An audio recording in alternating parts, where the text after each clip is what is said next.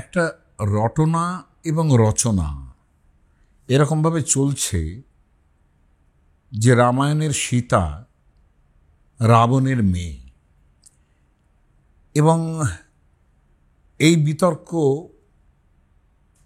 কোথাও কোথাও সোশ্যাল মিডিয়াতে ঘুরছে দেখছি, এবং কোথাও কোথাও শুনতে পাচ্ছি আমি, যার জন্যই আজকে এটা আরম্ভ করতে হলো।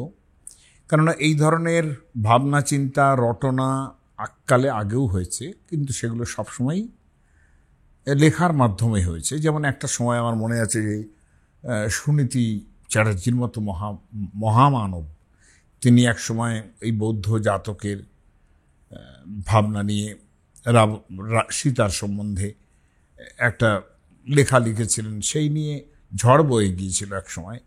যাই হোক, সেসব দিন এখন নেই।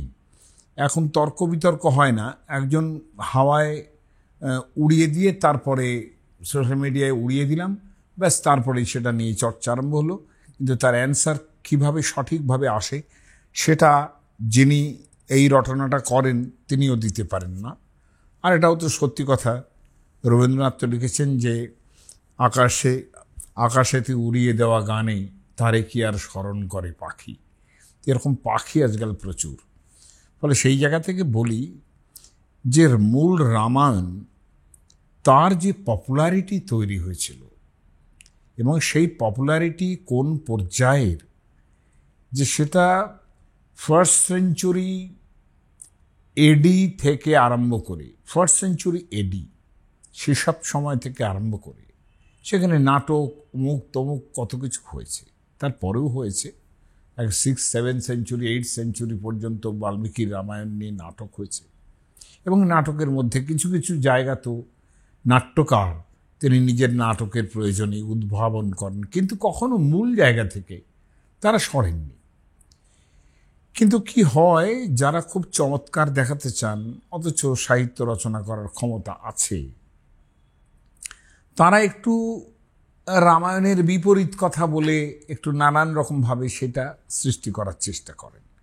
এবং সেটা খেয়াল করে দেখুন যে আমাদের 20th সেঞ্চুরিতে পর্যন্ত মাইকেল মধুসূদন, যেখানে তিনি বলছেন আমি রামো অ্যান্ড হিজ রেবেলস, আমি পছন্দ করি না রামচন্দ্রকে এবং তার বানর বাহিনীকে, তার মানে তিনি রাবণকে বেশি পছন্দ করেন। যদিও তিনি এই সমস্ত বিকার তিনি গ্রহণ করেননি, কিন্তু এই বিকৃতি যে হয়েছিল, মানে নানান রকম রচনা যে হয়েছিল, সেটা কিন্তু ওই রামায়ণের যে বিশাল মহাকবি, মহাকাব্যের কবি বাল্মীকি, তাকে যেন একটুখানি পাল্লা দিয়ে একটু, অথবা পাল্লা না দিয়ে তার থেকে একটা নতুন চমক তৈরি করা মানুষের মধ্যে, এটা একটা চিরকালই হয়ে আসছে। এবং সেটা দেখালাম, বললাম মাইকেলের কথা বলে যে সেটা যে 1920th সেঞ্চুরি পর্যন্ত সেটা চলেছে। কাজেই এইখানে আমার দায় আসে যে মূলে রামায়ণে সীতার জন্ম নিয়ে বেশি কথাই নেই। জনক হলকর্ষণ করতে করতে হঠাৎ একটি শিশুকন্যা পান, এবং যেহেতু হলকর্ষণের যে রেখা, মানে অর্থাৎ লাঙল দিলে যে একটা ফারো তৈরি হয়, সেটাকে বলে সীতা। লাঙল দিয়ে মাটির মধ্যে যে চালানো হয় যখন, তখন এই দুপাশের মাটি উঁচু হয়ে যায় আর একটা রেখা তৈরি হয় মাটির মধ্যে, ওই রেখাটাকে বলে সীতা। খেয়াল করে দেখুন, ওই সীতা থেকেই প্রায় সীতা, শীতে, সিঁদুর ইত্যাদি, দেখুন একটা ফারো, আর সর্ট অফ ফারো। দেখুন চুলটাকে অর্ধেক করলে পরে যেরকম মেয়েদের চুলটাকে অর্ধেক করলে পরেও যেরকম একটা জিনিস তৈরি হয়, ওইটাই হচ্ছে ওই সীতা শব্দের উৎপত্তির জায়গা। রামায়ণে এতটাই সহজভাবে আছে, আর কিছু নেই সেখানে। কিন্তু পরবর্তীকালে বহু ধরনের রামায়ণ হয়েছে আমাদের এখানে। রামায়ণ বোধ হয় মহাভারত অত নয়, প্রত্যেকটা রিজিয়নে রামায়ণ লেখা হয়েছে। বাংলা, আসামি, মালায়ালি রামায়ণ, কাশ্মীরি রামায়ণ, তেলেগু রামায়ণ, কম্ব রামায়ণ, মানে সাউথ ইন্ডিয়ার একটা তামিলনাড়ু বলুন, এসব অঞ্চল, অন্ধ্র বলুন, এসব অঞ্চল থেকে, হ্যাঁ, ওড়িশার রামায়ণ, প্রচুর পরিমাণ রামায়ণ তৈরি হয়েছে রিজিয়নাল, এবং তারা তাদের মতো করে তাদের কাল, তাদের সময়, তাদের যে চারদিকের পরিবেশ, সেই সব কথা কিন্তু তার মধ্যে ঢুকে পড়েছে। সেটা কৃত্তিবাসী রামায়ণ পড়লে তার মধ্যে যে ভক্তি আন্দোলন তখন তৈরি হয়ে গেছে, এটা টের পাওয়া যায়। ফলে এই যে জিনিসগুলো, সেগুলো পরবর্তী রামায়ণের মধ্যে ঢুকেছে। সাউথ ইন্ডিয়ায় দু একটা জায়গায় এরকম ধরনের এই বাল্মীকি থেকে সীতাকে একটু সরিয়ে আনা, একটু অন্যরকম করা সাউথ ইন্ডিয়াতে হয়েছে, প্রায় খুব সামান্য আকারে। কিন্তু অনেক বেশি হয়েছে কাশ্মীরে, যদিও কাশ্মীরের রচনা প্রায় আমি বলবো যে 1917-18 এইসব সময় কাশ্মীরের রামায়ণ লেখা হয়েছে, ম্যাক্সিমাম 19 শতাব্দীর শেষের দিকে। আর তিব্বতী রামায়ণ সেটা খানিকটা আগে, সেখানে চেঞ্জ আছে সীতার জন্ম সম্বন্ধে। আর বেশিরভাগ চেঞ্জ যেটা আছে সেটা হচ্ছে এই জৈন গ্রন্থ, বৌদ্ধ জাতকগুলোতে, থাইল্যান্ডের রামায়ণে, অর্থাৎ যেটা বহির্ভারতের যে সমস্ত রামায়ণ, থাইল্যান্ডের রামায়ণ রামকিয়েন সেখানে হয়েছে। এমন কি যেটা সোর্স বলবো আমি এই রটনা বা রচনার, সেটা হচ্ছে আমাদের অদ্ভুত রামায়ণ বলে একটা রামায়ণ আছে। এই রামায়ণের মধ্যে বাল্মীকির সঙ্গে না মিলিয়ে একটা অদ্ভুতভাবে কথা বলা হয়েছে বলেই কিন্তু এর নামটাই অদ্ভুত রামায়ণ, বিভিন্ন বিষয়ে। কাজেই সেটা সংস্কৃতে লেখা, ফলত এই জায়গায় দাঁড়িয়ে কিন্তু ডাইভারশনটা যেহেতু সংস্কৃতে লেখা হলো, তার মানে যেন অ্যাজ ইফ মেইন স্ট্রিমের কোনো রামায়ণে লেখা হচ্ছে এবং বক্তা বাল্মীকি। ফলে এই জায়গায় সমস্যাটা তৈরি হয়েছে। সংস্কৃত রামায়ণের মধ্যে যোগবাশিষ্ঠ রামায়ণ আছে, অধ্যাত্ম রামায়ণ আছে, আনন্দ রামায়ণ আছে, এবং এই যে রামায়ণটা অদ্ভুত রামায়ণ, এখানে কিন্তু চেঞ্জ আছে, অন্যগুলোতে চেঞ্জ সেভাবে নেই। যাই হোক, জৈন রামায়ণ স্বাভাবিকভাবেই জৈন ধর্ম, বৌদ্ধ ধর্ম যেহেতু ব্রাহ্মণ্য ধর্মের ধারে কাছে খুবভাবে আসে না, অ্যাপারেন্টলি বারবার বলছি, কিন্তু তারা ব্রাহ্মণ্য মেইন স্ট্রিমের যে এই রামায়ণ, সেখান থেকে তারা কিন্তু ঘটনাগুলো অনেক জায়গায় গ্রহণ করেছেন এবং খানিকটা একটু বিকৃত করে লিখেছেন। সেটা হয়তো রাগ, হয়তো ক্রোধ, কিংবা হয়তো অস্মিতা, যেখান থেকেই হোক করেছেন তারা, কিন্তু মূল রামায়ণটাকেও তো বাদ দিতে পারছেন না। এবং অনেক জিনিসই বাল্মীকির মতোই। এখন এই যে অদ্ভুত রামায়ণের আগে আমি এই জৈন রামায়ণটার কথা বলছি, যার নাম বসুদেব কিংবা বাসুদেব হিন্দি নয় কিন্তু, বসুদেব হিন্দি। এই বইটা কিন্তু 5th-6th সেঞ্চুরিতে লেখা হয়েছে, এবং এর যে লেখক সংঘ দাস সম্ভবত, যদ্দূর আমার মনে পড়ছে। এখন এখানে বিদ্যাধর নামে, মানে আপনারা জানেন তো যে বিদ্যাধর বলে একটা কি বলবো, ডেমিগডস টাইপের আমাদের আছে, যক্ষ, বিদ্যাধরী ইত্যাদি, কিন্নরী, এই যে সব জিনিসগুলো, এগুলো সেমি ডিভাইন এরকম একটা প্রজাতি আমাদের দেশে আছে। তাদের সের মধ্যে ময়দানবকে দানব বলা হয়নি, যেখানে রামায়ণে দানব বলা হয়েছে, সেই ময়দানবের কন্যাই কিন্তু এবং বিদ্যাধর, একসাথে বিদ্যাধর বলা হচ্ছে। সেই বিদ্যাধর তার রাবণের কাছে গিয়ে তার মেয়ে মন্দোদরীকে বললেন যে আমি তোমার সঙ্গে বিয়ে দিতে চাই। আর মন্দোদরী অসামান্য সুন্দরী ছিলেন, সেটা রামায়ণের মধ্যেও তার প্রমাণ আছে। মন্দোদরী এমন কথা বলেছিলেন যে একেবারে হিন্দি সিনেমার ডায়ালগের মতো, যে সীতার মধ্যে এমন কি আছে রূপ যা আমার মধ্যে নেই। এই কথাটা সেই কালেই চালু হয়েছিল। তো মন্দোদরীর যে শারীরিক লক্ষণ, জ্যোতিষ ডাকা হতো, তো নানান সময় ডাকা হয়, সে লক্ষণ দেখে বলা হয় যে মন্দোদরীর প্রথম সন্তান যেটা হবে, সেটা সে মন্দোদরী, তার রাবণ, মানে তার সেটা খুব সুলক্ষণা নয়, এরকম জ্যোতিষরা বললেও মন্দোদরীর রূপ দেখে রাবণ এত এত মোহিত হলেন যে তিনি তাকে বিয়ে করতে চাইলেন, এবং বিয়ে হলো। এবং প্রথম যে সন্তান সেটা কুলনাশের কারণ হবে এটা রাবণ জেনেও মন্দোদরীর সঙ্গে বিবাহ করলেন, এবং বললেন যে ভাবলেন যে দেখা যাবে পরে। বসুদেব হিন্দি, সেখানে মন্দোদরী প্রথমেই এক কন্যার জন্ম দিলেন। আনলাইক ট্র্যাডিশনালস যেখানে সবসময় পুত্র জন্ম হয়, এরা কন্যা এম্পাওয়ারমেন্ট কিনা তা বলতে পারবো না, কিন্তু কন্যার জন্ম হচ্ছে। এবং সেখানে এই যে কন্যার জন্ম হলো, কন্যার জন্মের পরে রাবণ কি করলেন, তাকে নানান সোনা রত্ন মাণিক্য মণিমাণিক্য দিয়ে বেশ একটা অলঙ্কৃত করে শিশু কন্যাকে একটি পেটিকার মধ্যে, মানে সর্ট অফ মানে বক্স আর কি, কাস্কেট যাকে আমরা বলি, তার মধ্যে এক মন্ত্রীকে বললেন যে এটা তুমি একটা কোনো জায়গায় রেখে এসো। মন্ত্রী সেই পেটিকাটিকে নিয়ে জনকের যে কৃষিক্ষেত্র, তিনি যেখানে হলকর্ষণ করেন, তৎকালীন দিনের অনেক সময় এরকম হতো যে যজ্ঞভূমির সেটা কর্ষণ করে যে যা উঠত সেটা দিয়েই যজ্ঞ হতো, ফলত হলকর্ষণ ভূমির একটা জায়গা ছিল, সেইখানে রেখে আসে। এবং সেখানে হলের রেখায় আলটিমেটলি সেই কন্যা উঠে আসে। এখানে পরে আর কোনো বেমিল নেই, উঠে আসে এবং জনক তার নাম দেন সীতা। এই হচ্ছে বসুদেব হিন্দির বিবরণ 5th-6th সেঞ্চুরিতে, মানে রাবণের কন্যা। এবং কুলনাশিনী কিভাবে হচ্ছে, এই যে জনকের মেয়ে সীতা, তার সঙ্গে রামচন্দ্রের বিবাহ হচ্ছে এবং সেই সীতা হরণ এবং আলটিমেটলি রাবণের ধ্বংস হচ্ছে। এই বিবরণটার সঙ্গে অনেকটাই মিল আছে কিন্তু 5th-6th সেঞ্চুরিতে লেখা এটা।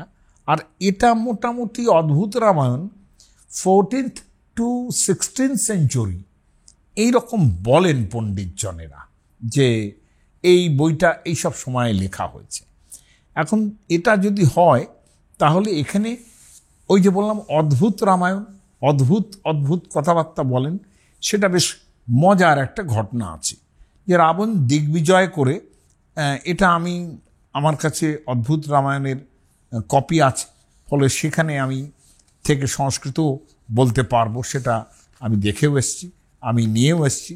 কিন্তু কতটা সংস্কৃত বললে আপনাদের ভালো লাগবে আমি জানি না, কিন্তু ঘটনাটা আগে বলি। যে যে মানে আমাদের মানে রাবণ আর কি, তিনি কঠোর তপস্যা করলেন। কঠোর তপস্যা করার পর ব্রহ্মা বর দিতে এলেন। ব্রহ্মার কাছে বর চাইলেন, কীরকম অদ্ভুত বর। প্রথমে অমরত্ব চাইলেন, ব্রহ্মা বললেন অমরত্ব আমি দিতে পারবো না, তুমি অন্য কোনো বর চাও। তো এ মারবে না, সে মারবে না, এ মারতে পারবে না, সে মারতে পারবে না, এই সব কথা বললেন না। উনি ধরে নিলেন না কেউই আমাকে মারতে পারবে না। রাবণ বললেন, এত তার ক্ষমতা। তিনি বললেন একটা কথা, তো অদ্ভুত একটা কথা বলছেন, এ সর্ট অফ ইনসেস্চুয়াস অ্যাটিচিউড কীভাবে গ্রো করছে, এবং সেটা শোপেনহাওয়ার থেকে আরম্ভ করে ফ্রয়েড অনেকেই বলেছেন এটা, সেই জায়গাতে অদ্ভুতভাবে টাচ করছেন। বলছেন আত্মনো দুহিতা মোহাদ রত্যর্থম প্রার্থিতা ভবেত। আমি যদি কোনোদিন নিজের মেয়ের কাছে রতি প্রার্থনা করি এবং সেই কন্যা যদি সেই প্রার্থনা মেনে না নেয়, পছন্দ না করে, তদা মৃত্যুর মম ভবেত, তাহলে যেন আমার মৃত্যু হয়। এখন এই বর রাবণ রাজাকে দিয়ে দিলেন ব্রহ্মা, এবং তারপর তো রাবণ ফেরোশাস্য হয়ে গেলেন। এদিকে স্বর্গটর্গ জয় করা হয়ে গেছে। একটা সময় দণ্ডকারণ্যে এসছেন তিনি। দণ্ডকারণ্যে এসে ঋষিদের বললেন যে এরকম দেখুন, আমি সবাইকেই জয় করে এসছি এবং আপনাদের আমি মেরে ফেলতে চাই না, কিন্তু আমি যে জয় করেছি আপনাদের, তারও তো একটা প্রমাণ দিতে হবে।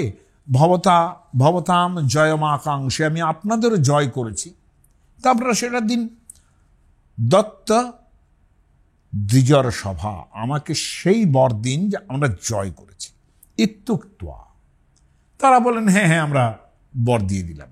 ওরা কোনো ঝামেলায় যাচ্ছে না, কারণ ওদের আর কি আছে বা কি বা জয় করবে ওদের। কিন্তু জয় করার রাস্তাটা কীরকম? ইত্যুক্ত্বা সরাগ্রেণ শতাচ্ছনিতমঙ্গত। তিনি কি করলেন, বানের খোঁচা মেরে মেরে, ধনুর বানের বানটার খোঁচা মেরে মেরে ওই ঋষিদের গা থেকে একটু একটু করে রক্ত বার করলেন, এবং সেইটা রক্তটা বার করে একটা একটা কলসির মধ্যে রাখলেন, যে কলসিটা এখানে বলা হয়েছে বৈদিক যে গৃৎসমদ ঋষি, তিনি নাকি প্রার্থনা করেছিলেন দেবতার কাছে, তপস্যা করেছিলেন যে আমার একটি মেয়ে হোক। খেয়াল করে দেখুন, সবাই এরা মেয়ে চাইছে। এই জিনিসটা কিন্তু মানে বিহাইন্ড দ্য ট্রেন্ড অফ ব্রাহ্মণিজম। হ্যাঁ, এখন দ্রোহিত্রার্থে ভারজয় আস প্রার্থিত ভগবান মুনি। তিনি চাইলেন আমার একটা মেয়ে হোক, এবার সে যেন একেবারে স্বর্গের লক্ষ্মী হয়ে জন্মায়। এবং তার জন্য তিনি কি করছেন, প্রত্যেক দিন একটি কলসির মধ্যে একটু একটু করে ওই যজ্ঞ করেন, হোম করেন, একটু একটু করে দুধ, যজ্ঞাবশিষ্ট যে দুধটুকু, সেটা একটা কলসির মধ্যে রাখতেন তিনি। এবং সেই দুগ্ধতে মানে তিনি কুশের অগ্রে যতটুকু দুধ ওঠে সেইটা রাখতেন। কিন্তু সেই দিনটা কি হলো, ওই যে রাবণ একটু একটু করে বানের খোঁচা দিয়ে সমস্ত ঋষিদের গা থেকে রক্ত বার করলেন, সেগুলো তিনি ওই দুগ্ধপূর্ণ কলসিতে রাবণ সেই রক্তগুলো রেখে দিলেন। তিনি বুঝতেও পারেননি যে এর মধ্যে গৃৎসমদ ঋষি লক্ষ্মী জন্মানোর জন্য তিনি একটা দুগ্ধ সঞ্চয় করছেন। রাবণ সেটা না বুঝেই তার মধ্যে শোণিতের সঞ্চার করলেন। হ্যাঁ, দুগ্ধ এবং রক্ত, শুক্র এবং শোণিতের মতো ভাবটাও একটু খেয়াল করবেন। তদ্দিনে দৈবযোগেন কলসে তত্র রাবণ মুনিনাং শোণিতং স্থাপ্য গৃহীত্বা সগৃহং ইয়ৌ। তিনি সেই কলসিটা নিয়ে চলে গেলেন লঙ্কায়, এবং ভার্যা মন্দোদরীকে বললেন যে দেখো, এই কলসটা কলসম রক্ষ সুন্দরী, এই কলসটাকে রক্ষা করতে হবে। এটা বিষের থেকেও ভয়ঙ্কর, কেননা মুনিদের রক্ত আছে এর মধ্যে, এবং কোনোভাবে তুমি যেন এটা কখনো খেয়েও না, এবং যত্ন সহকারে এটাকে রক্ষা করতে হবে। হ্যাঁ, এবং আমি ত্রৈলোক্য জয় করতে বেরিয়ে পড়ছি। হ্যাঁ, ত্রৈলোক্য জয়লাভেন রাবণ লোক রাবণ। এই রাবণ লোক রাবণ বাল্মীকি বহুবার ব্যবহার করেছেন, সেই শব্দই ব্যবহার করছেন। তিনি ত্রিলোক জয় করতে বেরিয়ে গেলেন, এবং সেখানে তিনি কি করছেন, দেব দানব যক্ষানাং গন্ধর্বানাং চ কন্যকা। জয় করার পরে দেবতা, দানব, যক্ষ তাদের মেয়েগুলোকে ধরে ধরে নিয়ে আসছেন, এবং মন্দরে সহ্য পর্বতে হিমবান মানে অর্থাৎ হিমালয়, হ্যাঁ, বিন্ধ্য, বিভিন্ন জায়গায় যেসব জায়গায় রমণ করা যায়, হ্যাঁ, সেসব জায়গায় তাদের সঙ্গে তিনি রমণ করে বেড়াচ্ছেন। এবং মন্দোদরী তথা দৃষ্টা পতি সাহি মনস্বিনী। মন্দোদরী অত্যন্ত বিদগ্ধ মহিলা, তিনি এই স্বামীর এইসব কাণ্ড দেখে তিনি একেবারে খুশি হলেন না, এবং তিনি কি করলেন, আত্মানং গর্হয়ামাস, যে আমি কার বউ হয়েছে, কিসের আমার স্ত্রী হওয়ার কি প্রয়োজন আছে। ধিক জীবিতম হি নারী নাম যৌবনং কুলমেবচ, আমার বংশকেও ধিক, আমার যৌবনকেও ধিক। এই ভেবে বঞ্চিতা পতি না যা, এবং বঞ্চিত হয়ে মনে করছেন তিনি নিজেকে বঞ্চিত করছেন, বঞ্চিত মনে করলেন নিজেকে। তিনি সেই যে রক্তের কলসি থেকে রক্ত পান করলেন, মণিদের শোণিত দুগ্ধ সমৃদ্ধ সেই মণিদের যে রক্ত তিনি পান করলেন, এবং দেখলেন অদ্ভুত ব্যাপারটা হলো যে সদ্য রাবণকান্তায়া গর্ভ জলসন্নিভ, জ্বলনা সন্নিভ, মানে অগ্নির মতো গর্ভ সঞ্চার হলো তার, মানে যেন আগুন ফেটে বেরোচ্ছে। তত বিস্ময়মাপন্না সাহি মন্দোদরী শুভা, গর্ভলক্ষণ দেখে তিনি ভয় পেলেন। তিনি বললেন, পীতং বিষাধিকম রক্তম, আমি হয়তো বেশি খেয়ে ফেলেছি। এসব ভেবে চিনতে তিনি ভাবলেন যে মেয়েদের সঙ্গে ঘুরে বেড়াচ্ছেন রাবণ, তিনি কামী হতে পারেন, আমি তো সেরকম কামুক নই। সংবৎসর আমার কাছে তিনি নেই, 1 বৎসর হয়ে গেল। এই অবস্থায় আমাকে যদি নিয়ে এসে দেখেন যে আমি গর্ভবতী, তাহলে আমার কি হবে? তিনি কি করলেন? লঙ্কা রাজ্য, রাজমহিষী বটে, তার মেজাজ কিছু কম নয়। বিমান বরম আরুহ্য কুরুক্ষেত্রং জগামসা, তিনি একটা বিমানে চড়ে কুরুক্ষেত্রে গেলেন। কুরুক্ষেত্রে সরস্বতী তার পাশ দিয়ে বয়ে যাচ্ছে। তত্র গর্ভং বিনিষ্কৃষ্য, সেখানে গর্ভমোচন করে নিচখানো ভুবস্থলে, এবং সেখানে একটা মাটি চাপা দিয়ে তিনি স্নান টান করে বাড়ি চলে এলেন। কালেন ক্রিয়তা ব্রাহ্মণ জনকর্ষীর মহামানা, তো হঠাৎ করে জনক মহারাজ, কুরুক্ষেত্রে অনেকেই যজ্ঞ করার জন্য যেতেন, ইনি অযোধ্যায় যজ্ঞ না করে তিনি কুরুক্ষেত্রে গেছেন হলকর্ষণ করার জন্যে। কুরুক্ষেত্রং সমাসাদ্য জাঙ্গলে যজনমাবহন, কুরুক্ষেত্র কুরু জাঙ্গল বলা হতো তাকে। জাঙ্গল দেশের একটা লক্ষণ আছে, সেসব আমি এখন বলতে চাইছি না। কিন্তু কুরুক্ষেত্রের যে অঞ্চলটা, তার ফুল এরিয়াটাকে বলা হতো কুরু জাঙ্গল। সেইখানে তিনি গেছেন এবং স্বর্ণ লাঙ্গল মাদায় যজন ভূমিং চখানস, সেখানে স্বর্ণ লাঙ্গল, সোনার লাঙ্গল দিয়ে তিনি যজ্ঞভূমি কর্ষণ করছেন। এবং সেই সঙ্গ স্বর্ণ লাঙ্গল শীতান্ত কন্যকা প্রথিতা ভবৎ, সেই তার আগায়, সোনার লাঙ্গলের আগায় সীতা, অর্থাৎ সেই মেয়েটি জন্মালো যার নাম দিলেন তিনি সীতা। অদ্ভুত রামায়ণের এই যে কাহিনী, এই জিনিসটা কিন্তু সত্যিই তো অদ্ভুত, কিন্তু এর একটা ইনফ্লুয়েন্স আছে এমন, যেটা কিন্তু এই যে সীতা রাবণের কন্যা, এই জিনিসটা কিন্তু 12th সেঞ্চুরি থেকে আরম্ভ করে না হোক, কিন্তু 14th to 16th 15th সেঞ্চুরির মধ্যে এই জিনিসটা একটা সংস্কৃতে লেখা রামায়ণের মধ্যে ভাবনা করা হচ্ছে, এটা কিন্তু দেখার মতো। এখন এই যে ব্যাপারগুলো আপনার এতে হলো, মানে আপনাদের অদ্ভুত রামায়ণে ঘটলো, এটা কিন্তু তিব্বতী রামায়ণ, খোটানি রামায়ণ, এসব জায়গায় কিন্তু হয়েছে। এবং মালয়েশিয়া, দেখুন একটা জিনিস খেয়াল করবেন যে ভারতবর্ষের বাইরে যে অঞ্চলটা, অর্থাৎ সেটা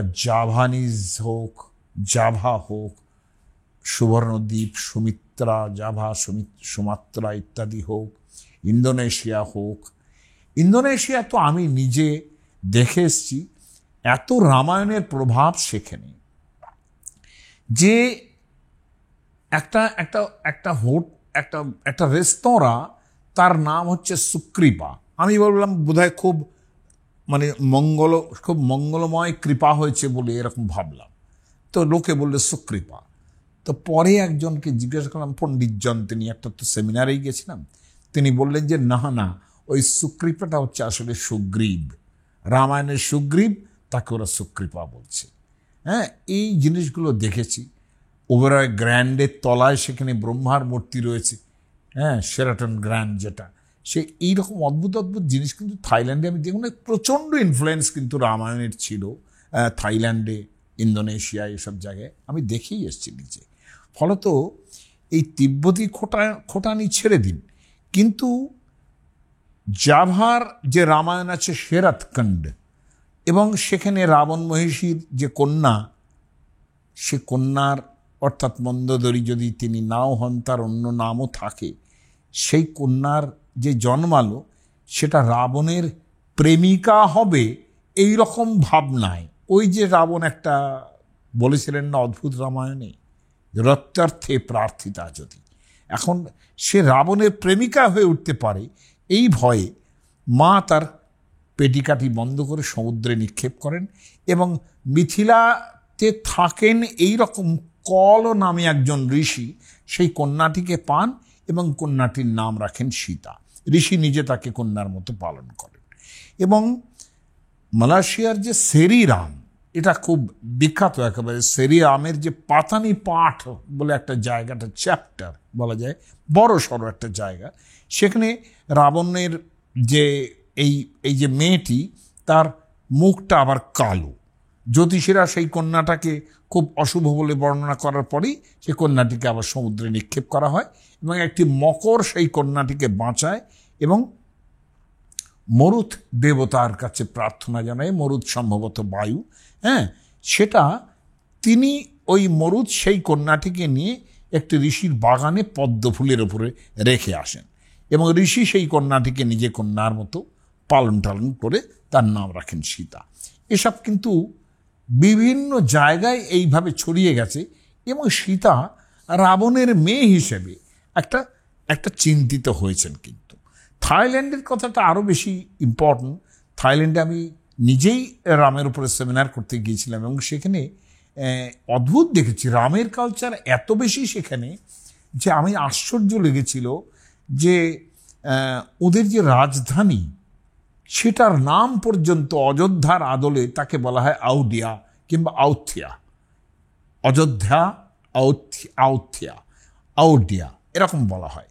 এবং ওখানকার যে রাজারা যারা ছিলেন, অন্তত পক্ষে 1767-68 পরে, 1785 এইসব সময়, 1785 এইসব সময় সেখানকার রাজাদের নামের মাঝখানে কিন্তু রাম শব্দটা ব্যবহৃত হতো সবসময় থাইল্যান্ডে। এবং এতটাই তারা প্রসিদ্ধি লাভ করতেন যে পরবর্তীকালে এই আগের এবং পেছনের নাম দুটো উঠে যেত।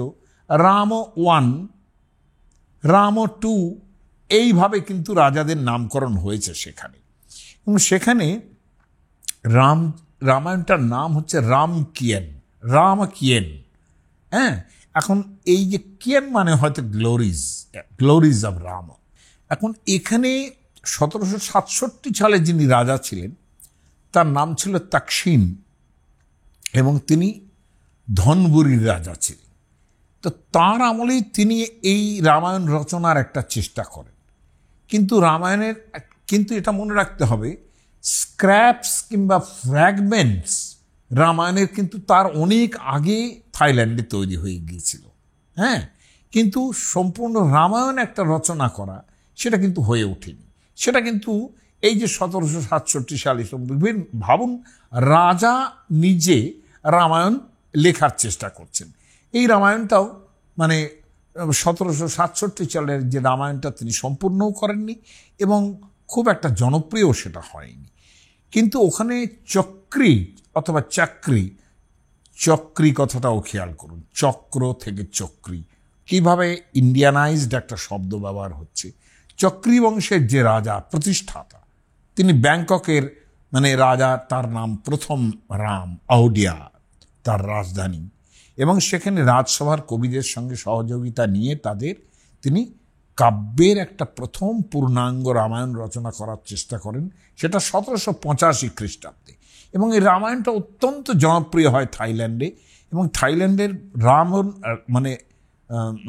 এতটাই জনপ্রিয় হয় যে রামায়ণটার ইংরেজি অনুবাদ করেছেন স্বামী সত্যানন্দ পুরী এবং বিড়লা ওরিয়েন্টাল সিরিজ থেকে সেটা বেরিয়েছিল। এখন এই জায়গায় আবার মজাটা হচ্ছে এই যে রাম 2 যিনি 1940 সাল নাগাদ সেটা প্রকাশিত হয়েছিল এই রামায়ণটা। তারপরে এই প্রথম রামের পুত্র দ্বিতীয় রাম 1809 খ্রিস্টাব্দে একটা অভিনয়ের সুবিধার জন্য ওখানে কিন্তু প্রচুর পরিমাণ রামের ওপর অভিনয় হয় থাইল্যান্ডে এবং সেইখানে একটা সুন্দর করে একটা অভিনয়ের যোগ্য একটা রামায়ণও তিনি তৈরি করেন। যাকে এগুলো তো আমি এবং 6th রাম যিনি ছিলেন 1910 কিংবা 1921 সালেও কিন্তু রামায়ণ রচনার একটা চেষ্টা হয়েছে, তারা এই চেষ্টাগুলো করেছেন। যদিও ষষ্ঠ রাম যিনি, তিনি একেবারেই বাল্মীকি রামায়ণের আধারে একেবারে রামায়ণ তৈরি করেছেন, সেটা ছেড়ে দিলাম। কিন্তু যে রামায়ণটা থাইল্যান্ডের রামকেনের যে প্রথম যেটা করেছিলেন রামকেন, যেটা বিখ্যাত একেবারে, সেটার মধ্যে গল্পটা খুব অদ্ভুত মজাদার, এবং তার সঙ্গে কিন্তু দশরথেরও একটা সম্পর্ক দেখা যাচ্ছে। মানে কত রকমভাবে ভিন্নভাবে তৈরি হয়েছে সমস্ত কাহিনী, যদিও মূল রামায়ণের সঙ্গে তার মিল নেই। দশরথের যে পুত্রষ্টি যজ্ঞ হয়েছিল, সেখানে যে পায়স রান্না হয়েছিল, আপনাদের মনে থাকবে, সেই পায়স চরু বলুন আর পায়স বলুন, যেটা বিষ্ণুর রূপী কোনো একজন মানুষ অগ্নি, তিনি উঠে সেই পায়সটা দিয়েছিলেন দশরথের হাতে, ঋষ্যশৃঙ্গমণি যজ্ঞ করছিলেন। যাই হোক, সেটা তো মূল রামায়ণের ব্যাপার। এখানে এই পুত্রষ্টি যজ্ঞের সময় সেই পায়েস রান্নার গন্ধ নাকি রাবণের লঙ্কায় পৌঁছেছে। ভাবুন, পায়েসের এমন রান্নার গন্ধ। হ্যাঁ, এবং মন্দোদরীর মনে হলো ওই পায়েসটা আমার খাওয়ার দরকার। তিনি রাবণকে বললেন। রাবণ তখন কাকনা নামে একজন রাক্ষসী, কাকনা, তাকে, সেই রাক্ষসীকে পায়েস চুরি করে আনার জন্য খবর দেয়। রাক্ষসী একটা কাকের রূপ, ওই জন্যই হয়তো কাকনা, কাকের রূপ ধারণ করে সেই পায়েসের 1/8 ভাগ সেই অংশটা চুরি করে মন্দোদরীকে দেয়। মন্দোদরী ওই পায়েস খাওয়ার পর তার গর্ভসঞ্চার হয় এবং একটি কন্যার জন্ম দেন। ব্যাপারটা কীরকম দাঁড়ালো? দশরথের যজ্ঞের পায়েস, তাহলে দশরথের সঙ্গেও কিন্তু একটা সম্বন্ধ হয়ে যাচ্ছে, প্রায় দশরথের কন্যা হয়ে যাচ্ছেন তিনি। মন্দোদরীর গর্ভে জন্মান আর যাই জন্মান, একটা অদ্ভুত ধরনের অসম্বন্ধ তৈরি হচ্ছে। এখন বিভীষণ নাকি সেখানে একজন জ্যোতিষ। বিভীষণ বললেন যে দেখুন, এই কন্যার কিন্তু বংশলোভ ঘটাবে। এ কথা বললে রাবণ তখন ওই কন্যাটিকে বিভীষণের হাতেই দিলেন। বললেন যে এই কন্যাটিকে তুমি একটা ওই পেটিকার মধ্যে বন্ধ করে সমুদ্রে ভাসিয়ে দাও। সমুদ্রে ভাসিয়ে দেওয়া হলো, এবং অপর পারে নাকি জনক সেই তীরে তপস্যা করছিলেন। জনক কন্যাটিকে গ্রহণ করলেন এবং তার মনে হলো, তিনি প্রার্থনা করলেন দেবতার কাছে যে এই কন্যা ভবিষ্যতে যেন নারায়ণ অবতার যিনি হবেন তার রানী হবেন। এরকম ভেবে তিনি কি করলেন যে ওইটা একটা একটা একটা পদ্ম ফুলের উনি ভাবলেন এইটা, যে যদি আমার এই রকম ঘটে যে একটা পদ্ম ফুলের ওপরে এই পেটিকাটা আমি পাই, পরবর্তীকালে আমার তপস্যা হয়ে যাক, তাহলে বুঝবো এই কন্যা কিন্তু ভগবান নারায়ণের স্ত্রী হবেন। তো সেইটা তপস্যা অনেক করলেন, খুব যে তার ফল হলো তা নয়।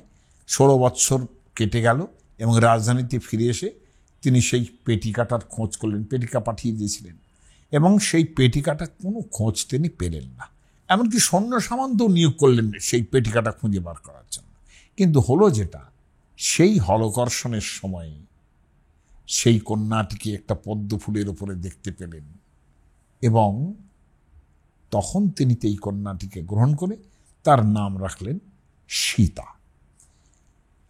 এই হচ্ছে ব্যাপার। এবং লাওস বলে আর একটা জায়গা আছে, আপনারা সবাই যাবেন লাওসের যে রামায়ণ, 2টো রামায়ণ আছে সেখানেও, এবং আরও একটা জাতক, রাম জাতক এবং খোয়া খরফি ইত্যাদি, এই সমস্ত রামায়ণ, সেখানেও রাবণ ইন্দ্রের রূপ ধারণ করে ইন্দ্রাণীর সঙ্গে একটু অসভ্য আচরণ করেছিলেন।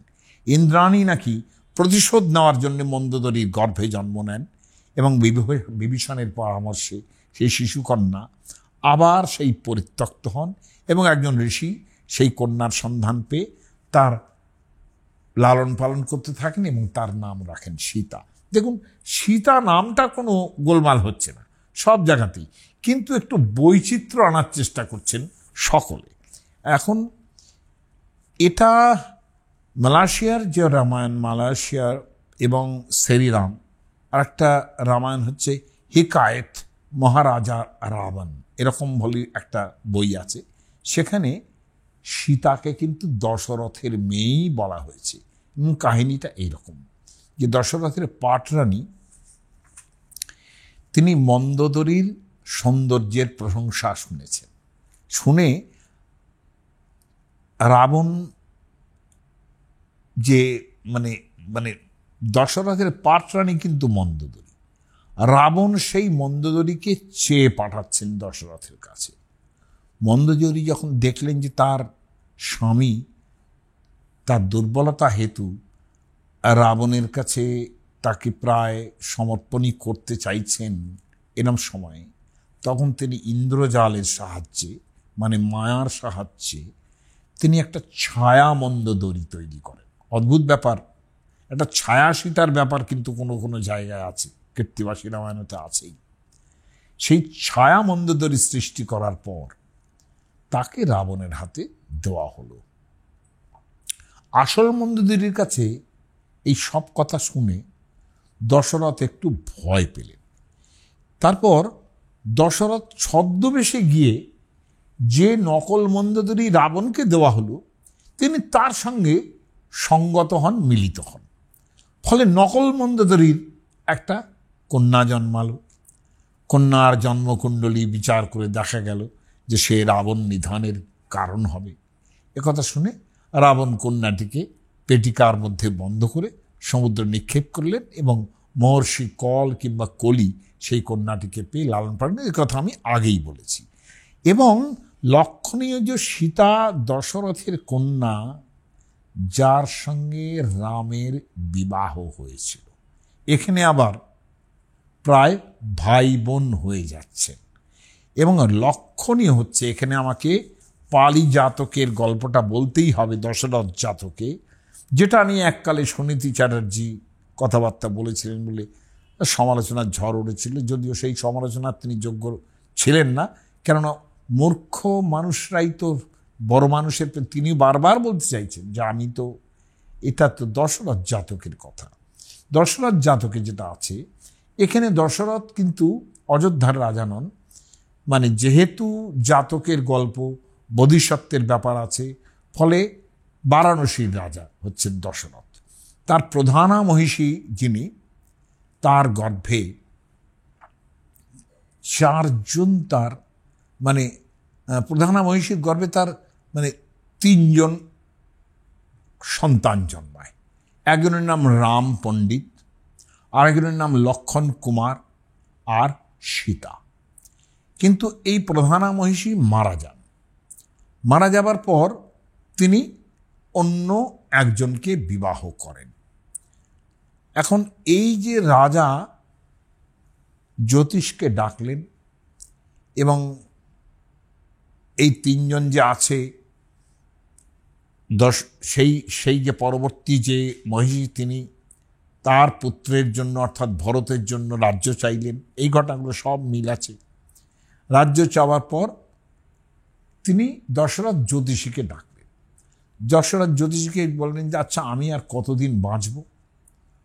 দশরথ জাতক, পালি ভাষায় লেখা বৌদ্ধ গ্রন্থ। দশরথ ডাকলেন, ডেকে বললেন কতদিন বাঁচব আমি? জ্যোতিষীকে জিজ্ঞাসা করলেন। জ্যোতিষী বললেন যে রাজা, আপনি আরো 12 বছর বাঁচবেন। তখন রাজা দশরথ রাম পণ্ডিত আর লক্ষণ কুমারকে বললেন যে দেখো, তোমরা 12 বছরের জন্য বনে চলে যাও। তিনিই বলছেন বনে চলে যাও, তারপর 12 বছর বনে থাকার পর আমি যখন মারা যাব, তখন এসে তুমি রাজ্য দখল করবে। তাকে রাজ্য না দেওয়ার ইচ্ছে নেই, কিন্তু পারছেন না এখন দিতে। 2 ভাই রাম পণ্ডিত এবং লক্ষণ কুমার সীতা বোনকে নিয়ে তারা চলে গেলেন হিমালয়ের অরণ্যে, বনবাস করতে চলে গেলেন। এই ঘটনার পর কিন্তু 9 বছর পরেই দশরথ মারা গেলেন।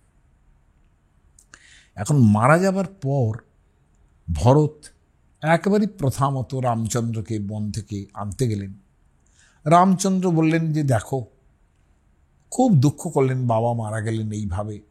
রামচন্দ্র দুঃখ পেলেন, কিন্তু তিনি বেশ সান্ত্বনা দিয়ে বলেন যে দেখো, যেমন পাকা ফল, বেশ একটা জ্ঞান ভাব আছে এর মধ্যে, হ্যাঁ, এই দশরথ জাতকের মধ্যে, যে যেমন পাকা ফল নিচে পড়া স্বাভাবিক, তেমনি মানুষের মৃত্যু স্বাভাবিক।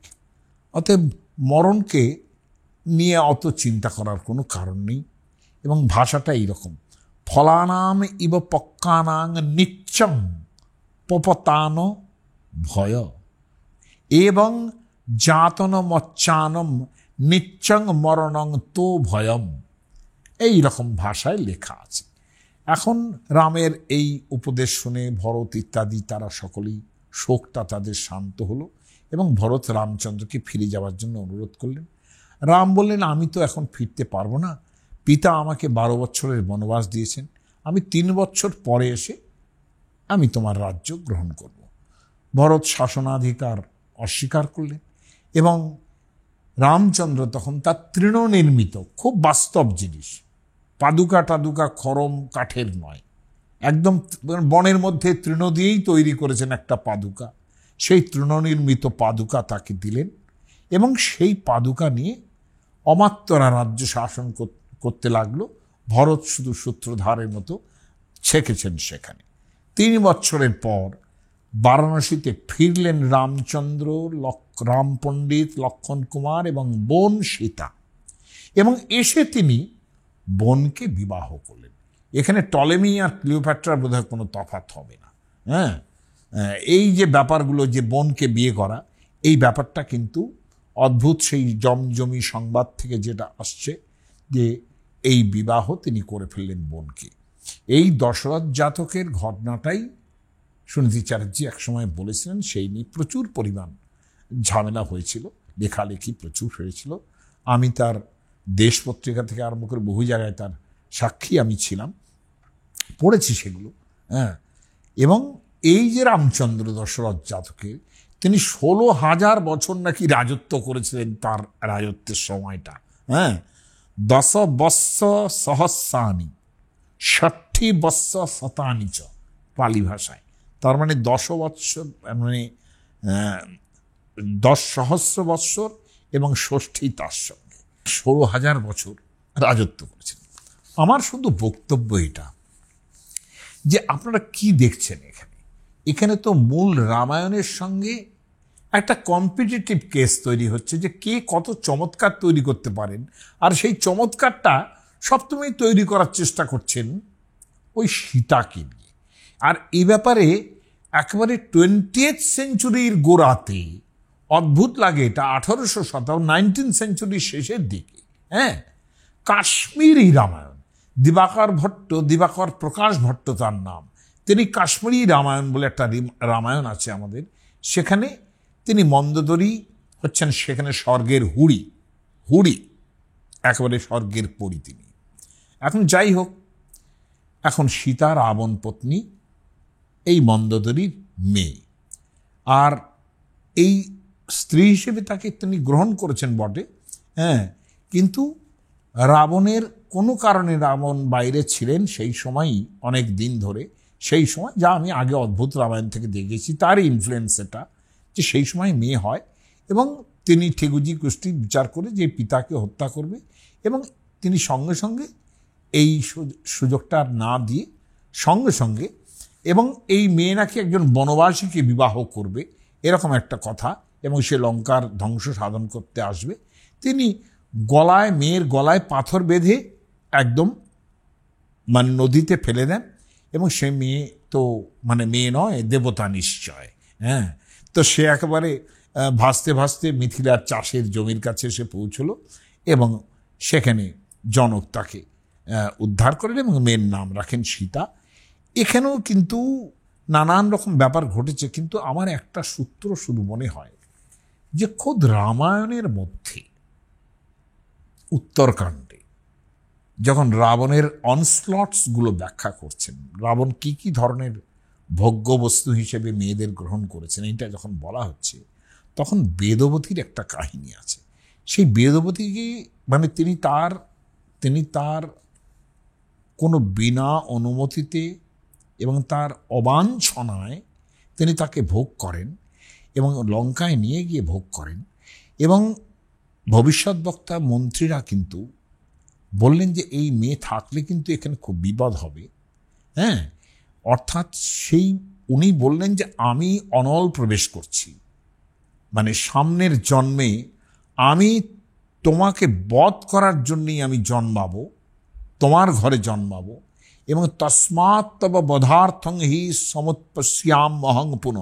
হ্যাঁ, তখনকার মতো বেদবতী অপমানে যন্ত্রণায় আগুনে প্রবেশ করেন, কিন্তু পরে জন্মে একটি পদ্মফুল থেকে একটি সুন্দরী মেয়ে জন্মালেন এবং সেই সুন্দরীকে দেখে রাবণ তাকে নিয়ে গেলেন লঙ্কায়। এবং ভবিষ্যৎ বক্তা যত মন্ত্রীরা তারা বললেন যে এই মেয়ে কিন্তু ভীষণ বিপদ ডেকে আনবে। পদ্মফুলের ওপরে কন্যা, লক্ষ্য করুন জিনিসগুলো। এই ব্যাপারটা আমি আগেও বলেছি, কিন্তু অন্য সূত্রে। রাবণ সেই সুন্দরীকে ভাসিয়ে দিলেন, সুন্দরী কন্যাকে ভাসিয়ে দিলেন, এবং মেয়েটা সেই জনকের যজ্ঞভূমিতে এসে স্থান নিল। সা চৈব ক্ষিতিমাসাদ্য যজনায়তন মধ্যগা, যজ্ঞের যে ভূমি সেইখানে এসলো এবং জনকের হলের মুখে সে পুনঃপ্রকটিত হল। লক্ষণীয় এই যে বেদবতীর কাহিনীটা অল্টারনেটিভ কাহিনী বলে চিহ্নিত হচ্ছে সীতার জন্মের ক্ষেত্রে, এইটা একটা সূত্র কিন্তু দশরথের সঙ্গে এই রাবণের মেয়ের যোগ হওয়া, এটা কিন্তু অদ্ভুত একটা মেইন স্ট্রিমের সূত্র। সেই সূত্র নিয়েই কিন্তু পরবর্তীকালে অদ্ভুত রামায়ণ, লাওসের রামায়ণ, শেরি রামায়ণ, মালয়েশিয়ার রামায়ণ, থাইল্যান্ডের রামায়ণ, কাশ্মীরি রামায়ণ, সমস্ত রিজিয়নাল এবং আমাদের বহির্ভারতের যেখানে যেখানে এই রামায়ণ প্রবেশ করেছে সেখানে সীতাকে নিয়ে চমৎকার তৈরি করাটা, এটা একটা অভ্যাসের মধ্যে দাঁড়িয়েছে। কিন্তু তাই বলে আমরা তো যারা মূল রামায়ণ পড়েছি, ভারতবর্ষের বেশিরভাগ রিজিয়নাল রামায়ণেই কিন্তু এই ঘটনা নেই। ফলত সীতা রাবণের মেয়ে কিংবা দশরথ জাতকের মতো সীতা রাবণের বোন, এ কথা আমরা কখনোই স্বীকার করব না এবং এই ঘটনা ঘটতেও পারে না। এটা পরবর্তীকালের মানুষদের তার সোশ্যাল কন্ডিশন, তার হিস্টোরিক্যাল ব্যাকগ্রাউন্ড, হিস্টোরিক্যাল ফাইডিলিটি, সেই জায়গায় বিশ্বাস করে কিন্তু এইটা ঘটেছে। সেখানে মূল রামায়ণের সীতার সঙ্গে কোনো সম্পর্ক নেই এবং এটা শুধুই রটনা এবং নবনব উন্মেষশালিনী অদ্ভুত অন্যতারা এক প্রতিভার মতো এগুলো ফুটে উঠেছে। এগুলো নিয়ে অত বিশ্বাস করার কোনো কারণ নেই, বিতর্ক করারও কারণ।